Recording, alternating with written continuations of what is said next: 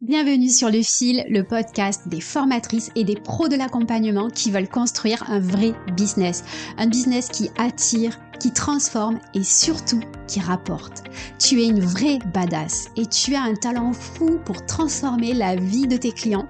Mais côté business, tes résultats ne sont pas encore tels que tu pouvais les imaginer. Bref, tu veux plus de clients, plus d'argent et accessoirement plus de liberté dans ton activité ? Bouge pas, tu es au bon endroit. Moi, c'est Céline Pinto, je suis mentor business des formatrices, coachs et pros de l'accompagnement depuis 2020. Ici, je te partage chaque semaine des stratégies concrètes, des clés activables et surtout de la clarté. Sur Le Fil, tu vas découvrir qu'il existe une autre façon de vendre tes accompagnements. Tu vas apprendre à vendre ta valeur et pas juste ton temps. Tu vas structurer ton activité pour avoir plus de clients, plus de revenus, plus de liberté. Bref, sur Le Fil, je te bouscule, je te fais réfléchir, je te fais passer à l'action. Je suis perchée et stratégique. Et ici, on a le droit d'être les deux. Si tu veux reprendre le pouvoir sur ton business, te sentir puissante, souveraine, alignée et enfin assumer ton expansion, accroche ta couronne, on commence maintenant. Est-ce que tu sais ce qui fait la différence entre une entrepreneur qui réussit et une entrepreneur qui échoue? La différence, c'est que l'entrepreneur qui échoue, elle n'a pas essayé assez longtemps. Ouais, ça t'embouche un coin. Cette semaine, et depuis à peu près 15 jours, j'ai pas mal d'échanges avec des entrepreneurs et dans 90%, 99% des cas même, elles ont ce problème de focus. Ce focus, tu sais, où tu ne vas pas au bout de tes idées. Au bout de tes idées, au bout du geste. Tu as une idée, tu décides de partir dans cette idée, et puis au bout d'un moment, tu te dis ça marche pas, j'arrête. Du coup, tu fais demi-tour et tu repars sur une autre idée. Si tu es un peu comme moi avec un cerveau qui fonctionne en arborescence, j'ai tout le temps des nouvelles idées, j'ai tout le temps des nouveaux projets. Et je suis toujours en train de douter à un moment donné que ce projet que j'ai décidé de lancer, il n'allait pas fonctionner. Donc si tu rajoutes à ça, cerveau en arborescence, avec des idées qui foisonnent, capacité à changer de projet tous les 4 matins, et syndrome de l'imposteur qui fait que au bout d'un moment, quand je finis par douter, je me dis que ça ne fonctionne pas et du coup je fais demi-tour. Le problème, c'est que faire demi-tour, ça veut dire que tu vas perdre énormément de temps. Prenons un exemple. Tu décides dans ton business de partir dans un chemin, appelons le chemin A. Un projet qui te tient à cœur, tu te dis je vais lancer ça. Tu te lances et puis au bout de 3 mois, par exemple, tu te dis j'ai pas les résultats que je voulais, ça marche pas. Du coup, je vais faire demi-tour. Donc là, tu fais demi-tour. Donc ça veut dire que tu jettes, entre guillemets, 3 mois à la poubelle et tu vas tester le chemin B. Et pareil, 3 mois, 4 mois, puis tu te rends compte que ça marche pas. Tu fais demi-tour et tu vas tester le chemin C. Et encore rebelote. Et le D, etc., etc. Et ça, c'est un problème parce que tu manques de focus. Tu ne vas pas au bout du geste. Parce que peut-être que quand tu as avancé sur le chemin A, le problème, c'est pas le chemin que tu as pris. C'est que tu t'es arrêté à un moment donné où tu ressentais peut-être du doute, du questionnement, peut-être qu'il fallait que tu ailles monter une marche au niveau de ton mindset, ou peut-être une marche au niveau technique, ou peut-être une marche au niveau trésorerie, et que cette marche, tu l'as pas franchie. Alors que elle était toute petite, la marche à franchir, peut-être, et que finalement, si tu l'avais franchie, t'aurais pu continuer d'avancer, tu vois, comme un peu dans un jeu vidéo. Il y a quelques jours, j'ai reçu un commentaire d'une ancienne cliente sur un de mes posts. Alors, ça m'a un peu agacée, pas par rapport à elle, vraiment par rapport à moi, parce qu'elle disait que toutes les techniques qu'elle avait mis en place pour vendre ses programmes n'avaient pas marché. Et donc, elle n'était pas contente parce qu'elle trouvait pas un système pour vendre ses programmes. Sauf que je connais cette cliente, vu que je l'ai accompagnée. Elle avait décidé de lancer ses formations, ses programmes grâce aux masterclass de vente. Et alors, ça, c'est typiquement l'exemple de il faut absolument pas laisser tomber dès la première fois au niveau des masterclass. Donc, ce qu'il faut savoir, si tu cherches un système pour vendre tes formations, il y en a pléthore qui existent. Tu peux faire de la masterclass, tu peux faire de la VSL, tu peux faire du lead magnet, tu peux faire des contenus organiques sur tes réseaux sociaux et vendre un message sur Instagram. Peu importe le système que tu utilises, il y a des gens qui font des millions avec chacun de ces systèmes. Donc il n'y a pas de raison que ça ne marche pas pour toi. Ok ? Le truc, c'est que tu confonds ça ne marche pas avec j'ai essayé une seule fois. Et typiquement, je crois que c'est la problématique de cette cliente qui mettait ce post sur LinkedIn. Elle voulait vendre grâce aux masterclass de vente. Il faut savoir que les masterclass de vente, c'est un travail d'orchestre. Il y a plein de forces en présence. D'ailleurs, pour moi, c'est le troisième système que je t'explique dans le programme Fil, parce que c'est le plus complexe à mettre en œuvre. Je dis pas difficile, je dis complexe, parce qu'il y a pas mal de choses à orchestrer. Tu vois? Donc toi, tu dois jouer les chefs d'orchestre. Ok. Le truc, c'est qu'une masterclass de vente, la première que tu vas faire, elle va pas t'amener des clients. Et peut-être même pas la deuxième que tu vas faire. Et je vais te parler de ta première masterclass de vente. Dans mon processus, dans ma méthode, lancer ta première masterclass de vente, ça prend 1 mois et demi, 6 semaines pour lancer ta première masterclass. Et au bout de 6 semaines, tu vas avoir par exemple 5 inscrits à ta masterclass, 2 personnes présentes et 0 vente. Voilà ce qui risque de se passer. J'ai pas envie de te faire miroboler, ça se dit pas, mais je sais que ça fait pas rêver quand je te dis ça. Mais le truc, c'est que là, tu vas te dire, j'ai pas vendu, donc les masterclass, ça ne marche pas. Donc j'arrête les masterclass parce que c'est pas pour moi. Ou alors, tu vas te dire que cette masterclass, elle a existé. Elle a pris forme. Elle a été animée. Elle a suscité des inscrits. Peu importe le nombre. Elle a existé. Et cette première masterclass, sa vocation, c'est simplement d'exister.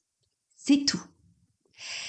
À partir du moment où ta première masterclass, tu l'as faite, peu importe si tu as fait des ventes. Et si tu en as fait, tant mieux pour toi. L'objectif, c'est qu'elle existe. Parce que dans cette masterclass, tu vis une succession de premières fois. Tes premières animations de masterclass, tes premiers emails envoyés, peut-être la première fois que tu ouvres les portes de ton programme, la première fois que tu présentes ton offre au monde. T'as tellement levé de verrous dans cette première masterclass, tu les vois peut-être pas, mais tu les as tous levés. La technique, la communication, le marketing, etc. Et donc, ce qu'il faut, c'est qu'il y ait une deuxième masterclass. Parce que tout ce travail que tu as fait, tous ces verrous que tu as levés, ils vont être utiles pour la deuxième masterclass. Et peut-être qu'à la deuxième masterclass, tu auras 10 inscrits, 4 présentes et toujours 0 vente. Mais tu auras encore levé d'autres verrous. Tu auras encore compris d'autres choses. Peut-être que ton message va s'affiner, peut-être que ton offre va s'affiner ou que ton marketing va s'affiner. Et en fait, ce qui va se passer, c'est que des masterclass, tu vas devoir en animer aussi longtemps que tu vas avoir ta première vente. Et puis une fois que tu auras fait ta première vente, tu auras expérimenté la première vente en masterclass. Et là, tu vas pouvoir expérimenter l'industrialisation, on va dire ça comme ça, de tes masterclass. Parce que une fois que tu auras fait tes premières ventes à un masterclass, eh bien là, tu auras trouvé ce qui fonctionne. Et tu pourras te dire, enfin, maintenant, je vais pouvoir vendre grâce au masterclass. Le truc, c'est que moi, j'ai pas de boule de cristal et je peux pas te dire que tu vas vendre à ta première, à ta deuxième ou à ta quatrième masterclass. J'en sais absolument fichtre rien. Je n'ai pas de boule de cristal. Mais ce qui est certain, c'est que si tu t'arrêtes à la deuxième masterclass sans avoir vendu, tu ne peux pas dire que ça ne marche pas. Parce que c'est faux. Par contre, ce que tu peux dire, c'est je n'ai pas animé la troisième. Et tu vois, être focus, c'est absolument ça. Être focus, c'est te dire, eh bien, à partir d'aujourd'hui, je décide que je vais générer mes ventes grâce au masterclass. Prenons cet exemple. C'est le chemin A que tu as choisi. Tu vas passer 6 mois à créer ta première et ta deuxième. On va dire que tu laisses tomber à la deuxième. Et là, tu décides de faire demi-tour en te disant, non, en fait, ça marche pas. J'ai trouvé un autre chemin. Demi-tour, tu retournes 6 mois en arrière et tu prends le chemin B. Et là, tu te dis, je vais faire ça. Et du coup, il va te falloir encore 6 mois peut-être pour tester cette idée. Et peut-être que tu vas encore une fois t'arrêter à la toute petite marche qui te manque pour aller au bout. Personnellement, ça fait 6 mois que je suis en train de travailler sur la mise en place d'un tunnel de vente. Un tunnel, je ne vais pas te parler des détails de ce tunnel, mais c'est un système que je trouve absolument génial, qui coche absolument toutes mes cases, parce que ça me fait faire du marketing, ça me fait faire de la communication, ça me fait faire des publicités, je prospecte pas avec ça, enfin bref, il coche toutes mes cases, ce truc-là. Ça fait 6 mois que je suis dessus, et que pour l'instant, jusqu'à présent, j'avais 0 résultat. Et c'est maintenant, après 6 mois, alors que j'aurais pu abandonner des douzaines de fois, c'est maintenant que mon système, il est en train de commencer à fonctionner. Et je dis bien commencer parce que j'ai toujours pas fini. Mais en fait, ce qui s'est passé, c'est que en novembre, j'ai eu cette idée de workshop. Pour rien te cacher, c'est ce projet de workshop. J'ai commencé à le créer et puis ça marchait pas comme je voulais. Donc j'ai arrêté, donc je l'ai refait. Après, je me suis aperçue que les gens ils suivaient pas le workshop, donc je l'ai arrêté, puis je l'ai refait. Et puis après, je me suis aperçue que le workshop il faisait pas le job comme je voulais, donc j'ai tout remodifié. J'ai refait tous les emails. En fait, à chaque fois, je suis restée focus sur ce projet parce que je veux faire fonctionner ce workshop comme système de vente, mais j'ai dû faire des allers-retours, avancer de 2 pas, reculer de 3, m'arrêter, tout mettre en pause pour retravailler, refaire marcher. Et en fait, c'est ce que j'ai fait, des allers-retours. C'est-à-dire que le chemin, c'était toujours le chemin numéro 1.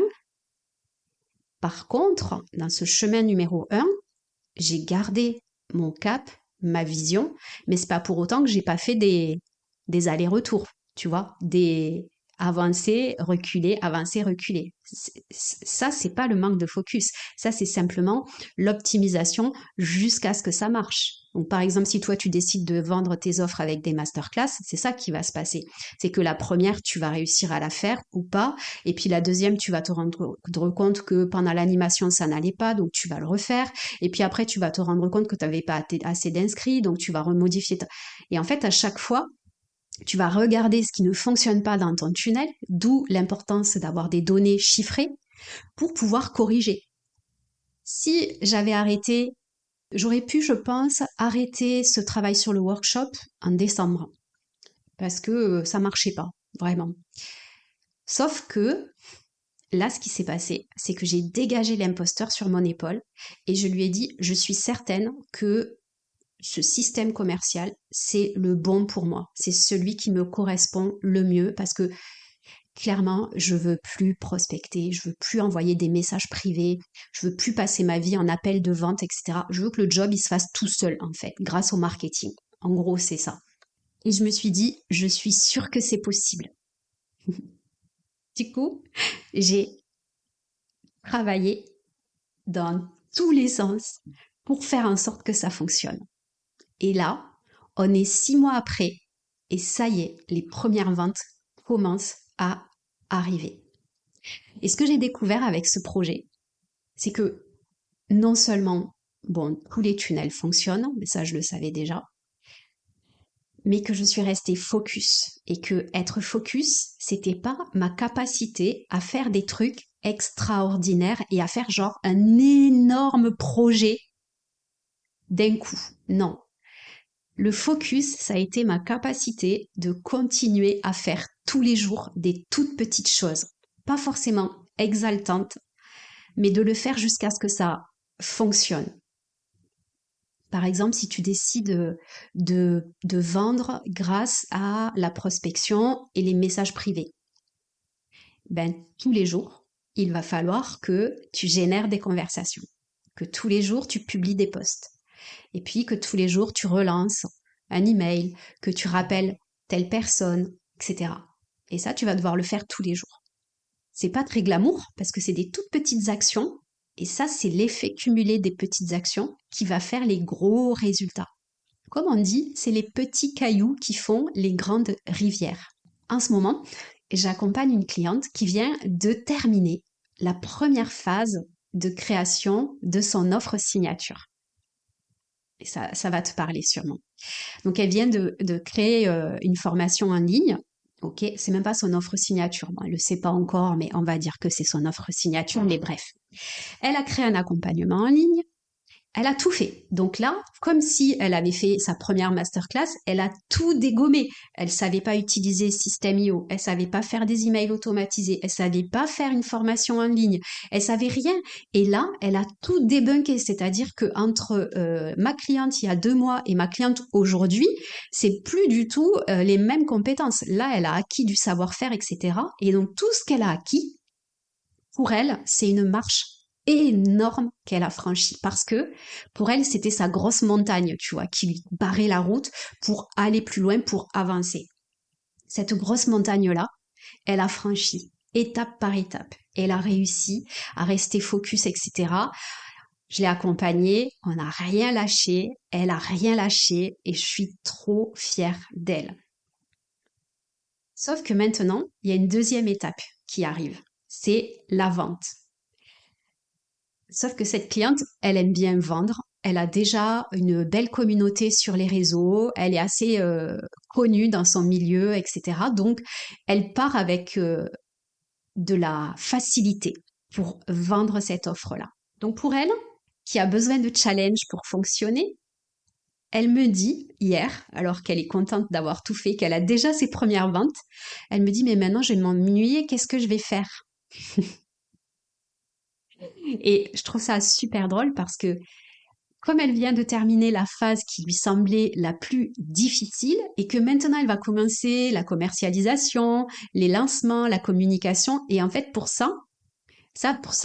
elle, c'est moins exaltant que ce qu'elle vient de faire à présent parce que elle a l'habitude de faire ça. Tous les jours, ça va pas être difficile pour elle d'aller commercialiser son offre. Là, tu viens juste de démarrer, ma chère. Tu vas commencer la deuxième phase de commercialisation. Et puis, tu vas avoir une troisième phase qui va être ascension, puisque cette offre, elle est low ticket et que moi, ce que je veux, c'est l'amener vers du high ticket. Donc là, il y a beaucoup de choses à débunker aussi à ce niveau-là, en termes de croyances, etc. Mais ce qui est sûr, c'est que maintenant, elle va avoir l'impression de s'ennuyer. Parce que ce qu'elle fait, c'est des choses qu'elle a l'habitude de faire. Il y a un gros risque pour elle, c'est qu'elle se dise oh ben maintenant je m'ennuie donc je fais demi-tour et je reviens au point de départ. Sauf que pas du tout.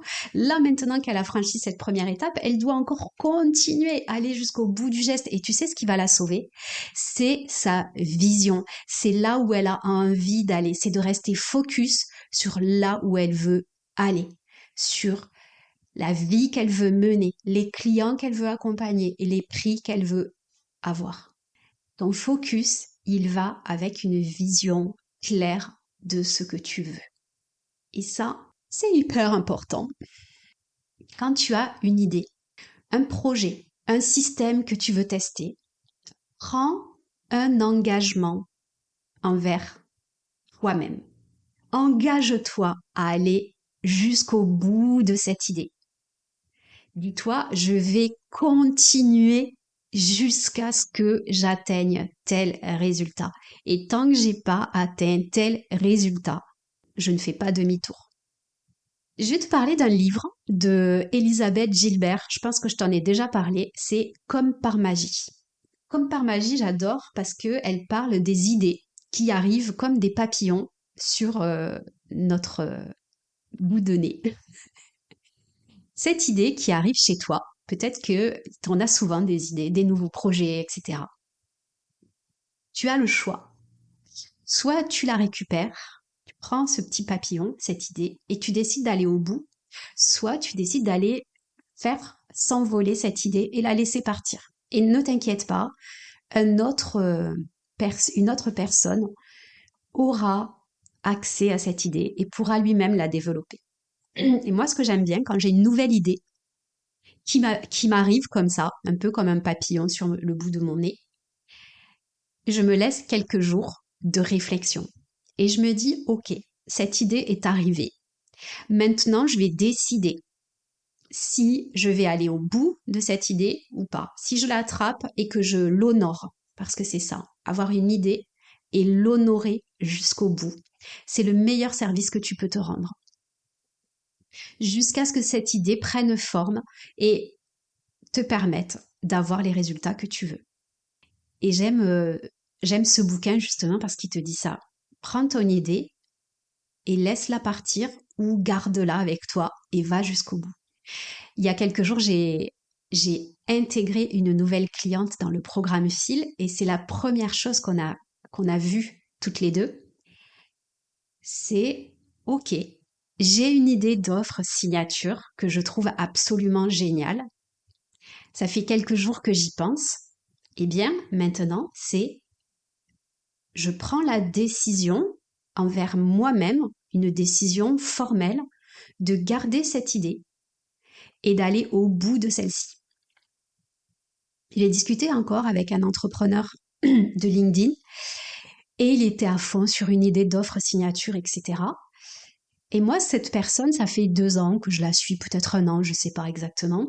Je vois que tous les 2-3 mois, il a de nouvelles idées, il a une nouvelle expertise, une nouvelle chose qu'il sait faire, etc. Et tu sais, je suis un peu perdue. Et là, il m'appelle, il était hyper exalté, il s'était inscrit à mon workshop. Donc, il m'appelle et puis on discute.